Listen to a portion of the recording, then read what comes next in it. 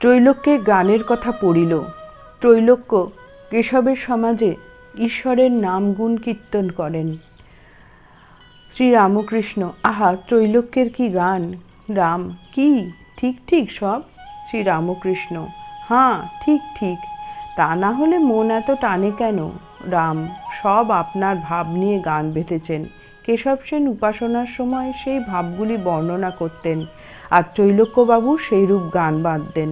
এই দেখুন না, এই গানটা: প্রেমের বাজারে আনন্দের মেলা, হরিভক্ত সঙ্গে রসরঙ্গে করিতেছেন কত খেলা।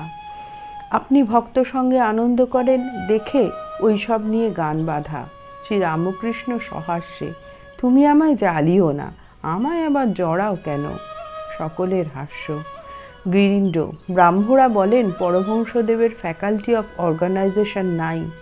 শ্রীরামকৃষ্ণ: এর মানে কি?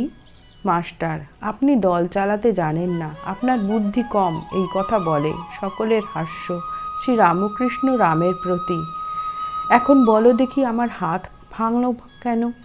তুমি এই নিয়ে দাঁড়িয়ে একটা লেকচার দাও। সকলের হাস্য। জয় ঠাকুর।